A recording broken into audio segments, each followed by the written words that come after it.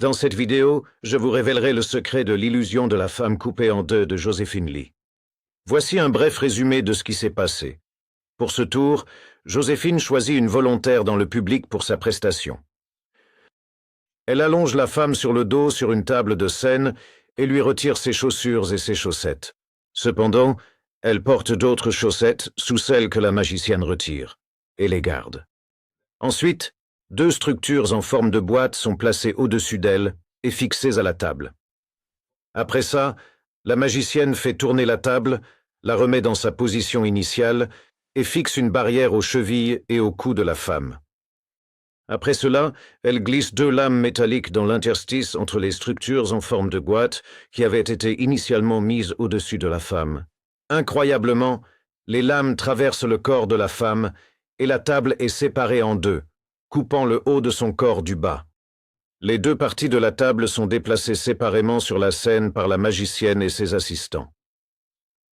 Finalement, les deux moitiés de la table sont remises ensemble, et les lames, les barrières et les structures en forme de boîte sont retirées.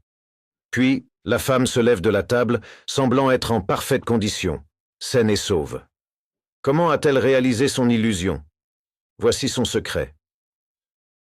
Bien que la femme choisie par Joséphine au début de son spectacle paraisse une membre du public ordinaire, c'est en réalité l'assistante du magicien. La sélection ne fut pas aléatoire et le numéro répété avant le spectacle. Quand les assistants arrivent sur scène avec la structure en boîte, notez ceci. La boîte positionnée sur la partie basse de la table de scène est déjà pourvue d'un autocollant noir avant même d'y être installé. Cependant, l'homme qui la porte fait de son mieux pour cacher l'autocollant au public.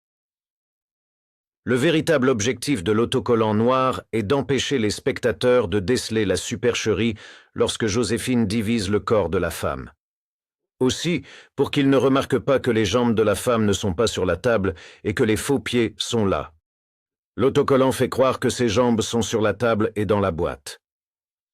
Malgré la barrière posée par Joséphine autour des chevilles et des pieds de la femme, il reste, comme dit précédemment, assez d'espace pour qu'elle puisse retirer ses pieds. On la voit bien étirer ses pieds, ce qui n'aurait pas été possible si la barrière était fermement attachée à ses chevilles. Son pantalon et la paire de chaussettes qu'elle a conservées ont une raison d'être, car une configuration de rechange est dissimulée sous la table. La moitié inférieure de la table a une paire de faux pieds fixés en dessous et ses jambes peuvent tourner. La paire de chaussettes que Joséphine laisse aux pieds de la femme est laissée intentionnellement, car une réplique est portée par les faux pieds. De plus, on a observé que les chaussettes étaient correctement mises sur les pieds de la femme avant l'installation. Mais après l'installation, la chaussette n'était pas bien mise sur le faux pied droit. Aussi, la cheville des faux pieds semble plus épaisse que celle des vrais pieds de la femme, et les pieds paraissent plus gros. De plus, quand les boîtes étaient placées sur le corps de la femme, son bas du corps restait étendu sur la partie basse de la table. Aussi, quand la magicienne a commencé à faire tourner la table, son corps était toujours dans sa position normale. Après que la magicienne a solidement attaché la barrière aux pieds de la femme, Joséphine pivote la femme de sorte que sa tête soit dirigée vers l'audience. Les pieds de la femme sont ainsi tournés hors de la vue du public. Ceci est fait exprès pour cacher le mouvement secret que la femme fera sur la table.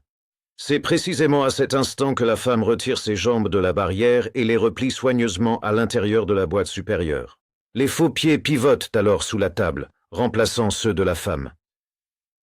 Quand Joséphine revient à la table avec une seconde barrière et la fixe au cou de la femme, son assistant l'aide à bien positionner ses pieds à l'intérieur. Une fois l'installation terminée, l'assistant s'éloigne de la table et celle-ci est remise en position. On voit que les faux pieds bougent de façon alternée, de haut en bas, anormalement. C'est parce que ce sont de faux pieds mécaniques, programmés uniquement pour un mouvement d'avant en arrière. Par la suite, Joséphine insère aisément la lame métallique entre les deux boîtes, car le bas du corps de la femme est entièrement replié. Elle n'aurait pas pu fixer la lame si aisément si le bas du corps de la femme était étiré sur la table. Ayant déplacé les tables séparées sur scène, ils les rejoignent pour réunir son corps.